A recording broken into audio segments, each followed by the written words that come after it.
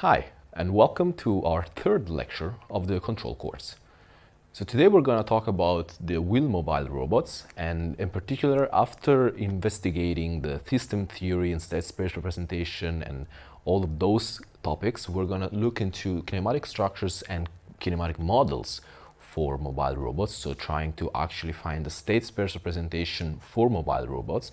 And we're also going to investigate the control problems, so some typical control problems that are quite common in robotics domain. Before talking about the wheel mobile robots, I'm going to give you a very brief introduction in general on ground locomotion. So ground locomotion is it's the family of robots that have contact with the ground, so that move thanks to their contacts with the ground. And these contacts can be wheels, they can be legs, there can be other things like crawlers or like snake robots or any other system that allows navigation onto the ground. And in this family, in this big family of ground robots, there is one thing that we're mostly interested in, which is the wheels, which is the wheel locomotion, wheeled robots. So all the robots that mount wheel, and this is for exploration, it's for service robots, it's for research. So there's many applications of it, and the reason is wheels are very useful because they can navigate huge diversity of environments, and also they're generally safer than other means of locomotion. For example, they're generally safer than legs because it's easier for a robot with legs to fall down rather than for a robot with wheels. And in fact, actually, wheels have also been mounted on robots with legs to make them a bit more universal, more like to extend the capability of traversing environments. Why is that? Well, there's one key property for robots in general, for any ground robot in general, which is balance. So intuitively, it's easy to balance something that has wheels. For example, a car. It's unlikely to have a car falling down, but it's hard to balance something with legs. Imagine a toddler or like any robot with legs. It's a problem to actually it actually needs to be solved to balance this robot and not make it fall down. So there are two key words in this balancing, in this discussion about balance. One is the support polygon. So the support polygon is basically, you can imagine it as the polygon that is given by the contacts with the ground. So you have a rigid object which is in contact with the ground, and the convex hull delimited by the footprints is called support polygon. So it's basically this polygon that is delimited by the legs or the wheels or whatever whatever it is that the robot uses to touch the ground. So for example, for a car, the support polygon is the rectangle given by the four wheels. The other concept, the other important concept, is the concept of statical balance. So a body is in statical balance if the projection on the ground of its center of mass falls inside the support polygon. And this is why, like, if you're standing and you lean a lot on the side, at some point you fall down. When the projection of your center of mass falls outside your support polygon, which is delimited by your feet. So these are the two main concepts behind the balance, the two main keywords of balance. And to have a better idea of what's going on and what these mean, we can look at a few examples. So first, for the support polygon, here we have a bicycle and a tricycle, and it's easy to see that for the tricycle we have a triangle which is delimited by the three contact points in the wheels, while for the bicycle we have only two contact points. So the support polygon actually is just a line. So also there, intuitively, what do we know about balance? From what we know is that this, in the projection of the center of mass will fall inside a triangle. So if we give a perturbation to this initial state, which is, for example, this, so we move it a bit, this is kind of a stable equilibrium, because the tricycle, not much will happen to the tricycle. It's like with the car, right? If you push the car just stays there. So it's a stable equilibrium. But for the bicycle, and we've already seen some example with the bicycles in previous lectures, what happens is that if you have a bicycle there in balance and you touch it a tiny bit, the bicycle falls down, like naturally falls down. So this is an unstable balance situation, it's an unstable equilibrium. And this is like similar to the example that we made in the very first lecture with the pendulum, or like the pencil that is balanced on a table, on an horizontal surface. If you disturb it a tiny bit, then it will fall down. This is basically exactly what's happening here with the bicycle. So yeah, we have some stable balance, unstable balance, so stable and unstable equilibrium states that are defined by, if we perturb the initial state, does the support polygon still falls into the, does the projection of the center of mass still falls into the support polygon or not? This is kind of the key idea, the main idea behind this. Now we can start talking about wheel mobile robots a bit. Before going like deep into that, we need to talk about wheels, because just from our everyday experience, like with cars, we know that there are many kind of wheels. Like there's some wheels that steer, some wheels that are fixed. So we need to understand a bit what kind of wheels are around. So there are four main kinds of wheels. So fixed, orientable or steerable, caster, and then the Swedish wheels or mecanum wheels. Let's have a deeper look into each one of those. First, the fixed wheels. So fixed wheels they have fixed orientation. They're called fixed because they do not move. This is basically the rear wheel of the car, or the rear wheel of the bicycle. They do not steer. They have fixed orientation with respect to the chassis of the vehicle, of the robot, of the car that they're mounted on. And they may be active or passive. It depends, like that's the traction in cars or anything else, but this is not important. It can be active, so they are actually used for driving, or passive, so you use just for balance. But in general, they only have one degree of freedom, which is the spinning, and nothing else. Then again, from the experience of the bicycle or the car, we know that there's also another kind of wheel, which is the orientable or steerable wheel. So this has variable orientation with respect to the chassis, because this is something you can use to steer. So while the chassis is, for example, for the car, the chassis is completely fixed, then this steerable wheel move with respect to it. So they do not stay all the time aligned to the chassis. Typically they're active, but because they anyway need to be actuated in order to steer, and they have 2 degrees of freedom. There's the spinning, of course, but there's also this degree of freedom that changes the yaw orientation. So it changes that gives the steering itself. These are the 2 main types of wheels, the more common types of wheel. But then this is not all. There's another kind of wheel which is called caster. This caster wheel is something very similar to what you find in the carts in the supermarket, for example. So these wheels they still have the spinning, of course, the spinning degree of freedom, and they have, again, also a steering degree of freedom, but this one is not aligned to this one. In the case of the steerable wheel, the degree of freedom coming from the steering and the degree of freedom coming from the spinning have 2 axes that intersect.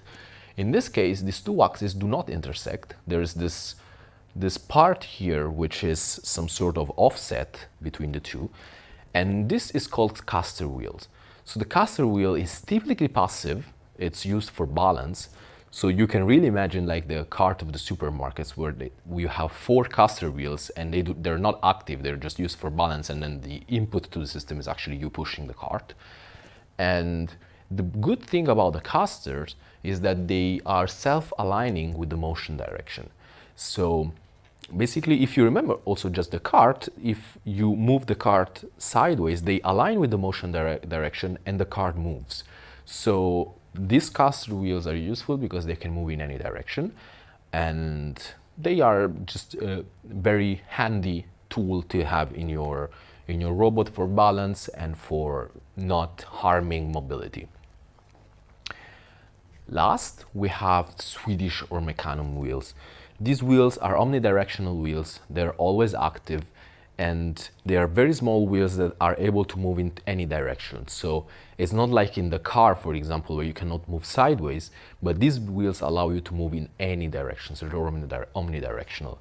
The thing about Swedish or Mechanim wheels is that they usually introduce slippage, so it's a bit more difficult to model.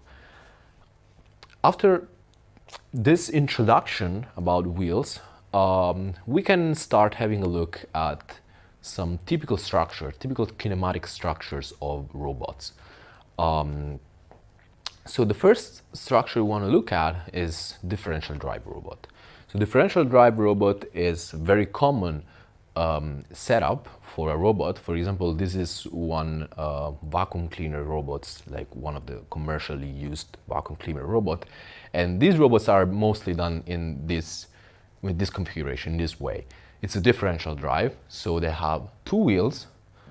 These two wheels are two fixed wheels, and they are independently actuated. So they're independently actuated means that they can rotate, they can spin in a different way from each other. So they're not coordinated. It's not like the car wheels that they rotate together, but they are individual. And this allows them to also rotate in different directions in order to steer. So this allows steering of the robot, so the robot can turn. And then there's one caster wheel, which is used for balance. As we said, this is not actuated, it's just there so that the robot doesn't have to balance on this line, but the support polygon becomes a triangle. And this is it. This dashed line here means that they are independent. They do not move together. We will see cases in which the two wheels will actually move together, but this is just, in this case, they're independent. Another kind of structure is the synchro drive robot. The synchro drive robot has multiple wheels. These wheels are simultaneously actuated, so there's one motor that controls them all, and they steer and roll at the same time. So it's more than one, usually three or four, for balance again, because technically you can achieve the same exact thing with just one, but then in one we have a support polygon which is just a point, collapses to a point. With two, the support polygon collapses to a line. Well, we actually want a polygon, so as big as possible so that the robot is stable. So in this case it's three, but can be arbitrarily many. They are, as I said, they're moving together, and they use usually one motor for rolling and one motor for steering. So there's basically these 2 degrees of freedom are independently actuated, but they are moving all together. And this is setup that you find often in robots, for example, the small robots that navigate into museums or in kind of closed environments where they need some easy navigation to, for example, Cerberus robotics in general. Another kind of robot, this maybe better known, is the tricycle robot. So the tricycle is exactly what you would expect. So there are two wheels. These two wheels are fixed and they have a common axle. So now the line is not dashed anymore, but it's just a full line because they move together. There's no way to move the two wheels of the tricycle differently. And then there is one orientable wheel. This is what we use for steering. So this is quite common. Like in this you see a robot, but this could be the tricycle bicycle that we saw before, or anything else like the tricycle for kids. It's exactly the same thing. And the support polygon in this case is a triangle with the center of mass falling at the center. There's one interesting thing about the tricycle that introduces a nice problem, which is there are two wheels here, and as long as you're driving straight, this is fine. But when you're not driving straight, where you're doing a curve, so when you're steering actually, what happens is that the two wheels have to move along arcs. And now we said that they're fixed wheels on a common axle, so we expect them to do exactly the same movement. But this is clearly not the case, because they are moving on two circles, and these two circles are different. They are both centered somewhere, and they have different radii. So actually there's this wheel here, which is doing more way, there's traveling more than this wheel here. How does this happen on a common axle? When there is one tool, there is one object which is called differential, which is something that acts on the wheels so that it makes the inner rear wheel travel less than the outer one. So basically just differentiate the velocities of the spinning velocities of these two wheels and allows this curvature to happen without slippage, because what would happen is that if they are actually going at the same speed, then the robot starts slipping because they cannot rotate at the same time while doing different paths. So the differential is actually the tool that solves the problem. Back on kinematic structures, another important structure we have is the car-like robot. Also here there's no surprises. You have two real wheels with there are fixed wheels on a common axle, and two front wheels that also share a common axle because they steer at the same time, and they are both orientable, they're steerable wheels. So exactly how you would expect a car, a normal car. In this case, you can see a robot used for research, but like it's exactly how you would expect a car to be modeled. Last but not least, we have an omnidirectional robot. An omnidirectional robot of this kind is an omnidirectional that has an arbitrarily high amount of caster wheels mounted. So I said the caster wheels are mostly non-actuated and used for balance, but this omnidirectional here has 3 casters. They are all actuated, and this is omnidirectional. You can move in any way because we said that the caster can just realign to the direction of motion. The problem with such a robot, with such a configuration, is that these caster wheels generate sudden movements. So if you think of a cart, like the supermarket cart that I told you before, when you push it and you just let it go, at some point the cart, if it steers a tiny bit, then it starts doing very sudden motions and just realigning by itself. This is because of the nature of the caster wheels that have these 2 axes that do not intersect, so the motion is not, it's what we would intuitively say it's not really smooth. Maybe smooth is not the right word, but what happens is that just this is constantly realigning, causing the trajectory to be a bit more chaotic. That's good. So now we have a very general idea of how the kinematic structures of robot are. Before going to the actual kinematic model, what we want to see is what kind of constraints do we have for mobility. So sometimes there are some movement that we can clearly not do. For example, in the case of a car, we cannot go sideways. The car is not omnidirectional. And this kind of constraint, like how are they modeled? Like how do they appear in the modeling of this kind of system or this kind of kinematic systems? So we start with a bit of math, and then I will give some example to make it a bit more concrete and like a bit more down to earth. So first, we have 2 kinds of constraints on mobility. These kind of constraints are called either geometric or kinematic constraints. So geometric constraints is a constraint that depends only on the configuration of the robot. Q is the set of configuration the robots can have. And so it's basically a constraint that limits the amount of possible configuration. Then there is a kinematic constraint that doesn't have only the configuration, but also has the velocities. So this change of configuration. And this is a limit on configuration and velocities at the same time. These 2 kind of constraints will lead to something quite different. In the case of geometric constraints, we are actually saying there is a set of configuration which is not allowed. A set of configuration where I cannot go in any way. So it actually reduces the dimension of the space of admissible configurations. This kind of geometric constraints, so this kind of constraints, the geometric constraints, imply the existence of a kinematic constraint, because you can differentiate this over time and obtain another function H1, which depends now on Q and Q dot, and that's basically a kinematic constraint. So if you have a geometric constraint, you also have a kinematic constraint. The other way around is not necessarily true. So this kind of kinematic constraints are constraints that limit the local mobility. So you are in a certain state, and locally there are some places where you cannot go. It doesn't mean that those places are completely unreachable for you. Maybe you can reach those places with an amount of maneuver, with an amount of movements, but at the moment, from the state you're in, there's a set of space that you cannot reach.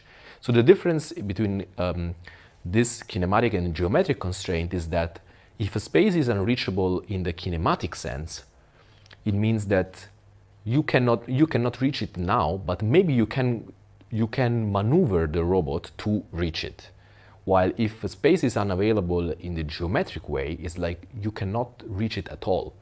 No matter the amount of maneuver, the amount of movement that you try, that space is just out of reach. It's not going to happen.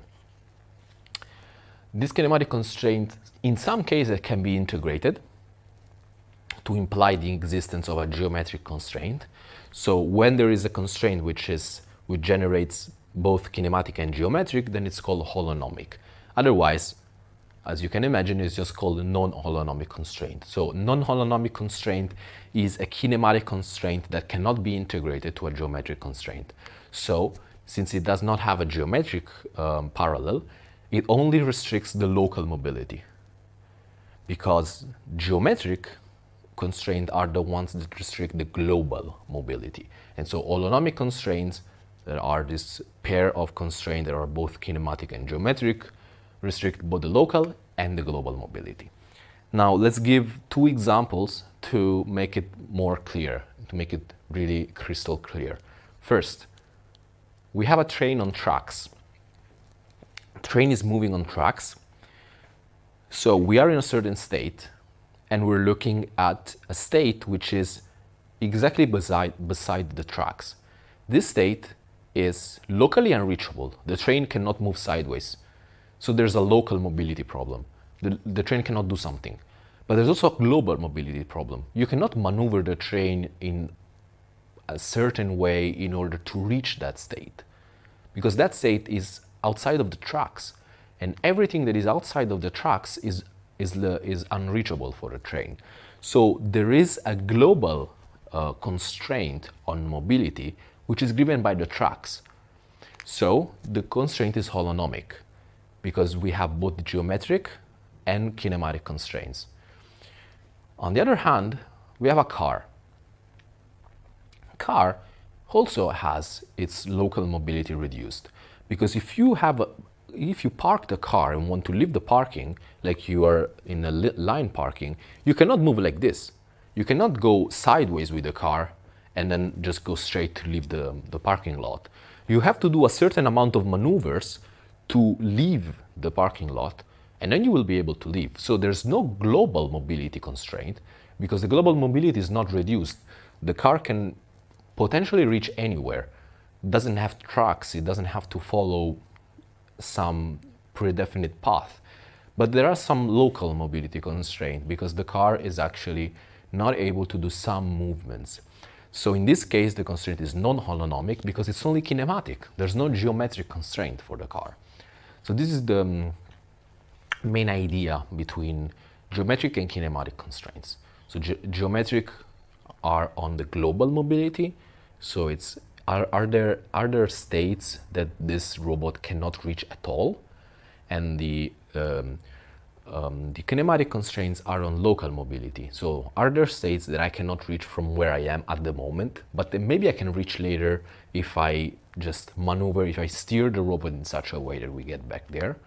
So this is the main difference between the two kind of constraints.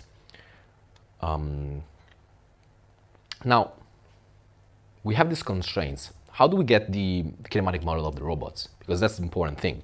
Like, we have now an idea of wheels.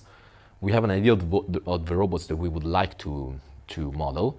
But what are this, like, how are we putting these constraints into the model of the robot? Well, it turns out that the constraints basically give us the model.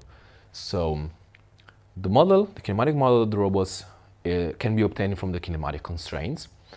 And the kinematic constraints are the ones that depend on the configuration and its time derivative. And we already intuitively can understand why we're using the kinematic constraints, because our systems, the systems that we introduced in the past lectures, rely on a state x and on its derivative x dot. And here we have a state q, which is the configuration of the robot, and the kinematic constraint also includes the q dot, which is the derivative. So we understand where we're going, like we see the direction at least. Now, for most robots, for most models, at least the simplest one, these constraints, these kinematic constraints, can actually be written in what is called the Pfaffian form. Now, the Pfaffian form is, instead of being just an h of q dot equal to 0, so a generic function that can be nonlinear, can be anything you want, it's actually something very simple. It is something like this. So there is a term that depends on q in any way you prefer, can be linear, nonlinear, whatever it is, that multiplies the vector of q dots. So the velocities can be somehow isolated from this term that only includes the configuration. So when you stack all of the constraints that you have in something like this, you get a matrix that multiplies these q dots equal to 0. This means, from linear algebra, if you remember that q dot belongs to the null space of this matrix. This matrix is called Pfaffian matrix, and q dot, so the velocities belong to the null space, or also called kernel in some other cases, of this Pfaffian matrix. So since they now belong to this null space, what we know is that the null space is a linear space. So basically, the q dots are linear interpolation of vectors. Vector vi's, it's a linear interpolation of those, where these u that we have here are basically scalars that multiply, and it's the definition of linear combination in linear algebra. So this is basically what comes up out of q dot is in the null space of a certain matrix, in our case the Pfaffian matrix. So this basically gives us the kinematic model. This thing says q dot equal to stuff, and this stuff depends on the Pfaffian matrix, so it depends on q. This is basically the kinematic model. So this is now a bit abstract, I understand. So there's a lot going on, but now we're going to see it with examples, and you understand what I mean while introducing the constraints and everything. So let's start with the simplest thing. You have a unicycle. Unicycle is a robot that is just one steerable wheel, and that's it. So you can put anything you want on top of it, and as you can imagine, there's maybe some balance problem because there's just one wheel. But anyway, we will deal with this later. We have a unicycle. So there's one steerable wheel, so it can roll and go forward, or it can steer and then go wherever it wants. So it's quite a good example to start with. What are we interested in? We're interested in x and y coordinate of the robot, so where the robot is in space, and in theta, which is an angle that says how much am I steering from a certain configuration. So this is the robot we're dealing with. The state, as I said, x, y, and theta. So this state describes completely how the robot is, what the robot is doing, how the robot looks like. And then there's one constraint. This one constraint is called pure rolling constraint, and it's a constraint that you will see with many robots. And basically what it says is that there's no slippage. The robot is either fully rolling or it stops and steers, but there's no slippage, there's no nothing happening that makes it move without rolling. So this is the constraint. So we want the velocities to satisfy this constraint. So this is basically our Pfaffian matrix, this sine minus cosine 0. And it has to be equal to 0. So this is exactly the Pfaffian constraints. This is exactly in the Pfaffian form that we mentioned before. So what are the solutions to this? Well, solutions are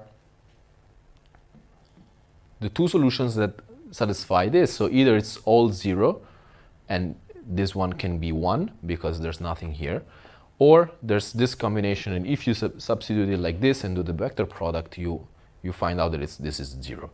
So basically what it's saying is that in the 0, 0, 1, this is a velocity that says x and y are not moving, there's some movement on the theta, so it's still in the pure rolling because it's actually not rolling, it's just steering. And this one is what says, okay, you can go forward, you can roll, but there's no steering happening because this is 0. So this avoids the problem with slippage while during motion. So this gives us the model. We said that the model is a linear combination of these two. So if you remember, the formula that we've seen before was a certain u1, which is a scalar, conveniently called u because it's actually the input of our system, u1 times v1 plus u2 times v2. And this is exactly what we get here.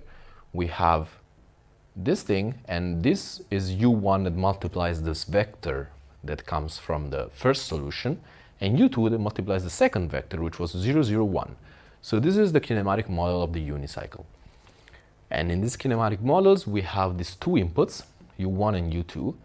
And intuitively, for what I explained you with, one is the one that takes up the steering, and one is the one that takes up the rolling. Then we have u1, which is the driving velocity or rolling velocity, and u2, which is the steering velocity. So it's the one that allows the steering. This is the kinematic model of a unicycle. So we're done with our first kinematic model, but then I started with the unicycle by saying, actually it's a bit tricky because you have only one wheel, it's quite an unstable balance. We've seen that. Already it's hard with a line, so imagine with a point, because with just one wheel, the support polygon collapses to a point. Well, it's quite common in control theory and all these related topics to take a very simple example of something, such as a unicycle, in order to model something which is a bit more complicated, but then in the end it behaves in the exact same way. So this is a unicycle we have with its model, but actually there are two robots that we've seen before that are exactly like a unicycle. There's nothing different from those and the unicycle. One is a differential drive. The differential drive has this caster wheel here, which is non-actuated. So we said that the caster are just for balance. So this actually does not really appear in a kinematic model because there's nothing happening. And then there are these two wheels, and we said that the two wheels are independently actuated, so they can rotate differently. But then how can they be simulated by unicycle? Well, the velocity, both the driving velocity and the angular velocity, can actually depend from the angular velocity from the spinning velocity of the wheels. These are the relations, and when you average them in this way, you basically get the velocity, the driving velocity and the steering velocity of one ideal wheel which lies at the center of the robot. And so the differential drive is actually unicycle. It's a fancier unicycle that has some more properties, but is basically a unicycle. The other robot is the synchro drive. This is actually, I said when I presented the synchro drive to you, it's 3 steerable wheels, but it's as many wheels you want to make it more stable, but actually one does the job.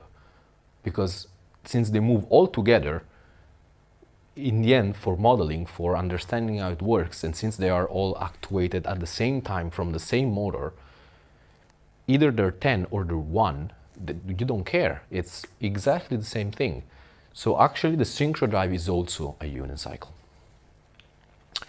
So unicycle is actually a useful model. It's quite a powerful model to to present for understanding how wheel mobile robots work. Let's now go to the second model, which is our favorite. It's the bicycle model.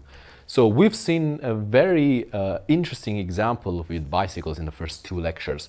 So this will actually be way simpler. So in this case, we're not even considering the tilting of the bicycle. We're just considering the most basic case in which you're looking at the bicycle from above. There is one fixed wheel and one steerable wheel in front. So there's one angle, which is the angle of the bicycle with respect to a certain world frame, and the angle of steering from the front wheel, and that's it. Tilting is not considered. We're not going into anything that is as complicated or as elaborated as in the first two lectures. It's quite easy to understand that we have a state which is actually quite similar to the unicycle, because we still have x and y, so position in the world, and then we have the orientation theta, which is basically what the unicycle had, but we have another orientation, which is phi, which is this orientation of the front wheel. This is our state, and we have again the pure rolling constraint. Pure rolling constraint now looks a bit different. There's this first equation, which is exactly what we've seen before, and is the pure rolling constraint for the rear wheel, and it's in theta. The front wheel, though, also has a pure rolling constraint, because we don't want the front wheel to slip, and so it has an angle which is theta plus phi, and the coordinate here is the coordinate of the front wheel. So this is quite complicated, because the coordinate of the front wheel is not even part of the state. So we want to get rid of that. We can get rid of that because we know that how the position of the front wheel is related to the position of the back wheel, and this is just a transformation where L is the length of the bicycle. So you can imagine L as the distance between, for example, the centers of the two wheels from this to this, and so we can just use trigonometry, equation from trigonometry to transform this and get the position of the front wheel expressed in a frame, in the frame of the back wheel. With this, then, we just do the substitution and we obtain something like this. So this is again, this is the two constraints that we have. They are in they are in the state variables x, y, theta, and phi. And now we have to solve this, because this can also be written in the Pfaffian form. So we have to solve this in order to get the model. So you can do the computation by yourself, but basically what turns out is that these are the two vectors that are in the null space of the Pfaffian matrix. And so these are the two terms that appear in the kinematic model of the bicycle. We again have two inputs, which are again the steering velocity and the driving velocity, and we get our bicycle. There's cosine, sine, there's a tangent here, and then there's steering velocity that basically is something that has a direct impact only on phi, because you steer only on the front wheel, and then the back wheel follows in a certain way, which is modeled by this, but the steering only has effect on the front wheel. Again, we have the bicycle. Bicycle is already an interesting model. It's not like a unicycle that is a bit abstract and says, okay, but what do we use it for? Bicycle is already quite useful, but also there's something else that can be used for. A car is basically a bicycle. If you look at the car, it's basically two bicycles put together, when the two wheels, the two back rear wheels and the two front wheels are coupled, so they move together. So the car-like robot is the exact equivalent as the bicycle, with the main difference that it's statically balanced, because the support polygon of the car is a square or a rectangle, while the support polygon of the bicycle is just a line. So basically the car is the statically balanced equivalent to the bicycle. What about the holonomy? Because this is something that we haven't mentioned so far. Well, we know it already from the example I did before, but unicycle and bicycle are both non-holonomic. Why? Because there are some motions you cannot do. For example, you cannot move sideways. With a unicycle, which is maybe more intuitive, you cannot move sideways. You can steer, move sideways, and then steer again. So basically there is a set of maneuver that allow you to reach a certain position, a certain pose in state, which is x, y, theta, but there's no way to go from one to the other directly. You have to do maneuvers. So this is the idea behind the holonomy that I mentioned before. There's no global restriction because you can reach anywhere, but there is a local restriction. You cannot move sideways because that would be slipping, and that breaks the pure rolling constraint that we have imposed. So with this, we basically have now a model for all of the robots that we introduced at the very beginning. So all these robots that we visually seen, now we have some equations that describe them. I will now go into some control problems. So we have models, but we will stick with the unicycle because it's simpler, because now the problem is trying to understand how some some control ideas come from. So we can stick with the unicycle with its kinematic model, and we tackle two problems. One problem is trajectory tracking, and the other problem is called regulation or parking. So already intuitively, you can understand what these problems are about. Trajectory tracking, we are trying to track a certain desired trajectory, while parking, we want to reach a certain spot. And we will see that these two problems are actually quite different and then cannot be solved together, or they cannot be solved with the same controller. So we can start with this trajectory tracking. So the idea, as I said, is to track a certain desired trajectory in x and y, starting from a certain initial position, which is not necessarily on the trajectory. So we don't need to start from the trajectory. We want to get to it and then keep tracking it. So this is the idea behind it. In a control engineering way, of doing things, we have a block scheme with a certain desire, which is this trajectory that we want. This trajectory, together with what comes out of the measurement, will generate an error. This error will be fed to the tracking controller that we have to find out. And this tracking controller tells to the system, okay, use this velocity and this steering to adjust the error. And the system is the unicycle that we know. So this is basically the block scheme that we're dealing with. What is the error?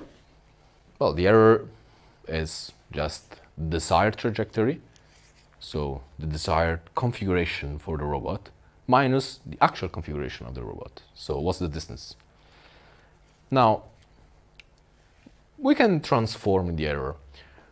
This is something that I mentioned here and there in the first two lectures, but we never really seen anything like that.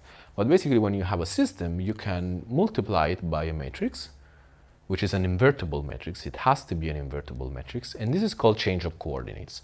So you're just looking, it's like you're looking at the system from another perspective. It doesn't change what happens, it's just a change of coordinate. And the matrix that you use for the change of coordinate needs to be invertible because you need to be able to go from one coordinate frame to the other coordinate frame. You cannot use a transformation that then doesn't allow you to go back, because the system needs to be something equivalent.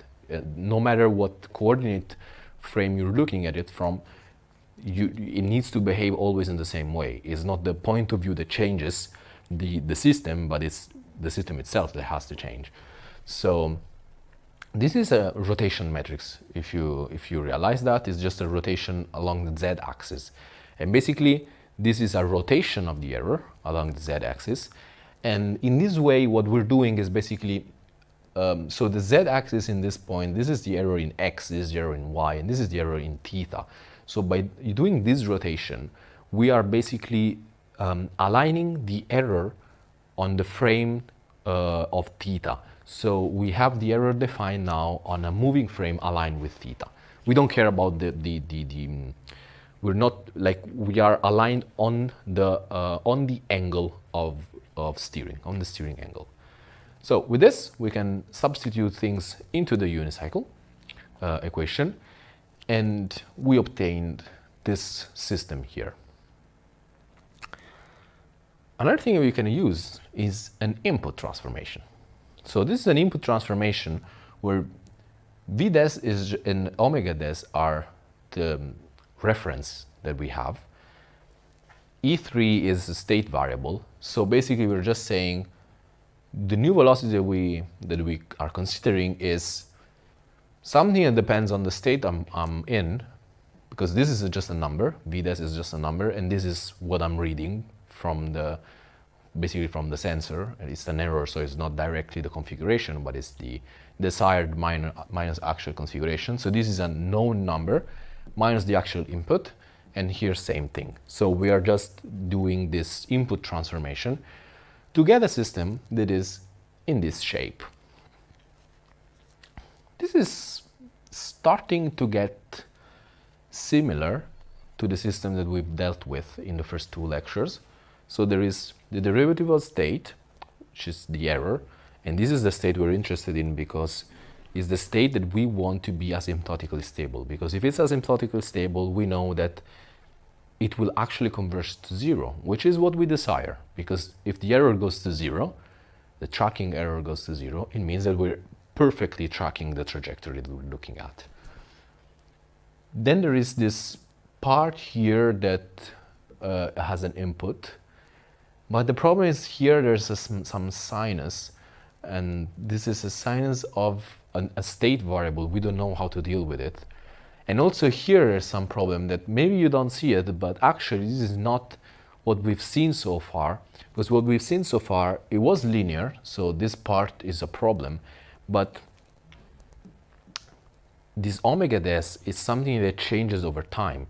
Like it's a trajectory, so it moves. It's something that is changing. So it's actually a time varying system. It's not a stationary system. It's not the kind of state space representation that we've seen so far, for which the matrix A did not change over time. So to solve these problems, or at least part of these problems, we can use a very important principle, which I mentioned here, and is something that I invite you to also research a bit in case you're interested in control theory, because it's actually a lifesaver for also many of the most advanced topics in control. This is the approximate linearization at an equilibrium. So the thing is, even when you go forward with control system or control theory and everything, nonlinear systems are hard to deal with, and they cannot always be handled. So what we do, in some cases, when possible, is that we linearize them, but this linearization is something that is not valid always. So imagine that whatever you have, the evolution you have is a sinus. If you linearize it very, very close to the point where you're linearizing, maybe this is even similar to what you would expect. But then at some point, this is not valid anymore. The approximation is not valid anymore. For those of you who have done like exams like calculus or stuff like that, is basically everything that is the concept behind the Taylor expansion. So we can do this polynomial expansion, and the very first term that comes out of it is this linear term. This is what we're using. We're using this linear term. So it's an approximate linearization because it doesn't fully describe the system at an equilibrium, which means it's only around the equilibrium. It's valid only locally and not valid everywhere. So how do we do this? How do we do this local approximation of the nonlinear system around an equilibrium? Well, we take the system, we evaluate the partial derivative of the systems, which in our case, basically the sine becomes a cosine because that's the derivative that we're looking at an equilibrium. The equilibrium is 0, 0, 0 because that's the equilibrium we want to converge to, so there's no error. At this equilibrium, this cosine is equal to 1, So basically what we will end up with is that we only have VDES, and this VDES is something that will deal with E3. And this is exactly how it solves it, because then VDES will come here. This is a row by column because E is E1, E2, E3. So VDES is actually something that goes into E3. So this is our system now. There's still the problem of time-varying system, but for now we cannot do much about it. So we have to deal with this with a local approximation. So this is still fine. So the main concept also about the local approximation is that now we want to choose the control. So we want to find a controller that controls this problem locally. Means that after the systems evolves, so the robot is moving, is going somewhere, is following the trajectory thanks to this input that we found, we need again to linearize the system and to find a new controller. So it's an iterative process because you have to linearize around every point. So you have to keep doing this basically. This is the controller we choose. It's just a very simple controller. It's minus k that multiplies the error in this way. So basically there is a controller that deals only with the error on x, and a controller that deals with the error on y and theta at the same time. And we have to find something. So when we put them here, we have to find something that actually solves the problem that we're looking at. So when we substitute this into this, what we end up with is a matrix like this. So now we have only basically a x dot equal to ax, or a modified a, thanks to the controller. And we need to choose k1, k2, k3 in such a way that the system is stable. Now, the choice that appears here is not maybe the first choice that would come to mind, but it's way to show you also how this works. And it's k1 and k3 are basically just a certain number. It's 2 times zeta, where zeta is a number between 0 and 1, times a, when a is a positive number. So this is basically just a positive number. This is all you need. It's just a positive number. While k2 is a square minus the square of the desired steering velocity over the desired velocity, the desired driving velocity. With these choices, like the one reason why we split this in such a way is that it's easier to deal with the characteristic polynomial, because now it's just something like this. And with something like this, it's easy to choose a and zeta in such a way that all the roots of this are negative. So it's just in here, then it's just a matter of choice. So when you have the actual controller, so the actual device that you use to control the system, you just have to choose the gains and whatever you are dealing with accordingly. There is one very important thing in here, which actually appears in K2, and it's this one here, this VDES that is in the denominator of the fraction. This cannot be 0, because otherwise this would explode. Our controller would explode. This means that the velocity, the steering velocity, must always make the robot move. The trajectory needs to be persistent. So this trajectory tracking problem cannot solve, for example, a parking problem, because with parking, at some point you want to stop and it's done. But this is not good. This is not what happens with this controller. So we found a controller for the trajectory tracking, and we know that this controller does not solve the regulation problem or the parking problem we want to deal with later. But what we found is something that makes the error goes asymptotically to 0. So we actually track the trajectory.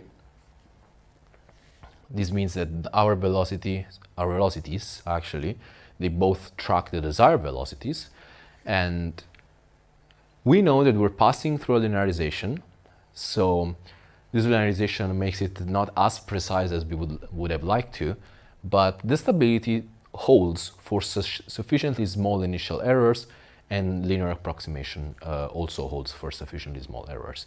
So in the safe side of, when we're in the safe side of, okay, we're quite close, our approximation is quite close to what's actually happening, this works and the error goes to 0. So this was our first control problem. Now we can introduce the parking. The parking, as we said, is to drive and stop to a certain location. It's like you would park a car, and we cannot use the same controller as before because we said for that we need persistent trajectories. So it's something that has to keep moving, and this is clearly not what we want now. So for this, we introduce a bit of nomenclature on the unicycle, so we see it from a different perspective. So first is the parking is parking to a certain location. We don't care about the angle. It's a simplification, of course, because when you park a car, you actually do care about the angle, but it makes the problem quite more complicated. So we're not considering the angle now. Our aim is just the car needs to reach a certain spot. And with no loss of generalization, we can assume that the spot is 0, 0. Because if it's not, we've now seen that we can actually apply a change of coordinates. So we can just move the global frames in such a way that then the desired location would actually be 0, 0. So that's not a problem. So we have the unicycle somewhere. We want to park here.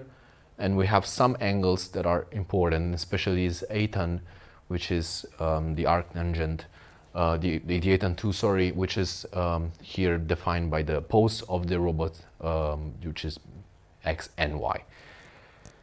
So we have this is the position error. So how far we are from the parking spot that we desire. And then one, which is the pointing error. Now, we said that we disregard theta, so we disregard theta in parking, but still, we want to basically align to the direction of motion and move. We don't want to arrive to converge in like backward motion or in any other motion to this parking lot. We would like to have to approach it from the front, basically. So for this, we consider directly as this control law, which is, again, maybe not super intuitive, but it's a control law for velocity and the angular velocity. It's given by K1 and K2, and N, which appears here, is just the axis, basically the axis of motion. It's a sagittal axis of a unit vector. So it basically just gives the direction of motion.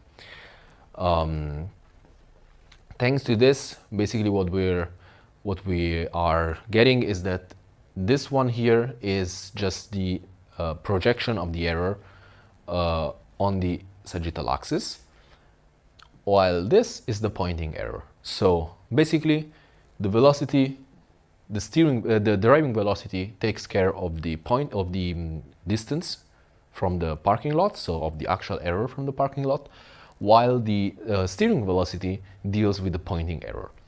This in the end, like, it doesn't look intuitive, but it's a quite intuitive controller. You have two inputs, and we have two gains for the controller. One fix one of the errors, one fix the other error. This is it. There's nothing more than that. But then how do we prove the stability of this thing? Because this is not easy now. We have some things in here, like the characteristic polynomial of our system would actually be quite involved and quite difficult to deal with. So how do we do this? Where there is one very powerful concept in control theory, which is called Lyapunov stability criterion. This can get as advanced as you want, basically, but in here I will just present you a very basic version to give you the idea and the taste behind the Lyapunov theory. Just knowing that all of the stability theory that we've done so far actually derives from the original Lyapunov theorems and statements. So basically, we have a function defined from the number of states that we have n to scalar such that this function is 0 in 0, it's bigger than 0 around 0, but the gradient is descending. So you can imagine it's like a bowl. So you are, like if you want to visualize somehow the state, you have the minimum in 0 and everything then grows in such a way that everything points to there. So it's like a local or global, we don't know, we will see, minima for the space that we're looking at. So it's really like a bowl. Well, if these three things happen, so if we have a function that for which these three things happen, then V is called the Lyapunov function, and the system in X is asymptotically stable. So basically, we want to find the Lyapunov function. How do we do this practically? Basically, what happens is that you just come up with a function, you see whether it's 0 in 0, so the equilibrium is respected, and then you check the other things and check its derivatives, and hopefully it's going well. There is another way to also understand Lyapunov function a bit better, which is the energy parallel. So V is the energy of the system. You can see the Lyapunov function as the actual energy of the system. And you're saying there is a state for this system which has no energy. It's an attractor state, and basically from here the system will not evolve. There's no energy involved. The energy is actually positive, so there's positive energy at all other states, but it's also an energy that decreases over time. So this bowl that I told you about is like if we start from part of the bowl, we have positive energy, but the energy is decreasing and decreasing and decreasing until we hit the attractor state, which has no energy, and we don't move from there. So this is the concept of Lyapunov energy functions. Now, back to our control law. We need to find a Lyapunov function. So the Lyapunov function is not necessarily related to the control law. It's just something like the control law is something that comes afterwards in play, and we will see this. So this is a Lyapunov function, a candidate Lyapunov function, and this is it's, I would say, one of the most common ways to check Lyapunov function, to have this 1 over n, where n is the number of states you're interested in, that multiplies this sum of squares of the states. Because this you can directly see that it's 0 in 0. When x, y, and theta are 0, this function is 0. And you can directly see the function is positive because it's a sum of squares. So around 0, this function is positive. It's trying to create this bowl. We have to see about the gradient, but the idea of the bowl is there, at least. So, as I said, we have this and we have this. So we're good for the first two properties of the Lyapunov function, at least. We need to get to the time derivative. So the time derivative is something like this. We have to do the composed derivation. So the derivation of x squared, since x is also a function of time, is 2x times x dot, and same holds for y. And then basically what happens is that we use the unicycle equation to get rid of the x dot and y dot to get something like this. And then what happens is that we use the controller equation, because here we have v, we don't know what v is, so we just substitute v with the controller that we chose before. So we substitute it and we obtain something like this. Now, we have a minus, we have k1, and k1, k2, the gain of the controller, something we choose positive, or like we can choose in any way we want, but we can choose positive because it's something we set. And then we have a square. This means that as long as k is actually greater than 0, this function is smaller than 0. It's below 0. So we solve the problem. We solve the problem by using a Lyapunov function. So again, the recap of what happened here is that we chose a function, we checked for its properties, then at some point derivation of the states appeared, and in those we actually use the unicycle equation, or the robot that you're using, the equation of the robot you're using. Then if you find inputs in there, for example, we found this input in here, then we substitute the controller equation. So that in the end, what you end up with is something that depends only on the states and the parameters of the controller that you've chosen. So there's nothing else, and so you know it's easy to see, okay, it's positive or negative.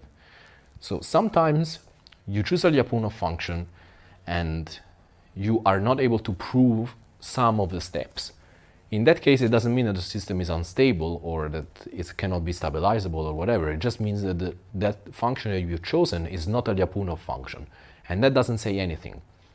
So to have this Lyapunov function is a condition that, like, when it happens, it gives you information. But if it doesn't happen, it doesn't mean that the function does not exist. It doesn't mean that the function is telling that the system is unstable. It's just like, maybe it's not the right function. Maybe the function you've chosen is not a Lyapunov function. So, with the chosen control law that we've seen so far, the system is asymptotically stable. So if it's asymptotically stable, we will have that the error goes to zero. So x and y converge to zero. The robot parks in the desired spot. It can also be proven, it's not part of this course because it's actually quite a long iteration, that it converges to it in forward motion. But intuitively you can understand that because it's something we've enforced somehow. And we have this angular error that we've taken into account because we wanted to converge it in the forward motion. And so since the system is asymptotically stable, the tracking error goes to zero. So intuitively the robot basically constantly points towards the point where it has to park. So it's a very intuitive idea behind it. So we are basically done with the lecture. So as a recap, we have seen architectures for wheeled mobile robots, starting with actual wheels. So just looking at the wheels and then at the kind of robots that we're interested in. We derivated some kinematic models, and we also said when a simple kinematic model can be extended to deal with a more complicated robot. And then we introduced two problems, trajectory tracking and regulation, which is these two control problems for which we use the unicycle. I use these examples also to give you some tastes of theory, of theoretical things that are quite important in control theory, and especially the linearization of a nonlinear system, which, as I said, is something very powerful to use for advanced control topics, and Lyapunov stability criterion, which is the cornerstone theorem and family of theorems actually about stability theory. So, as usual, these are the references. So, especially this is a book where you can find all about the wheels and about the models, and about also should be something about parking and regulation, about trajectory tracking and regulation. But again, feel free to check any kind of material on this, since it's classical control theory topics that are tackled in many books and many presentations that you can find online. So this is it about the third lecture. I will see you in the next lecture with PID controllers. Thank you for your attention.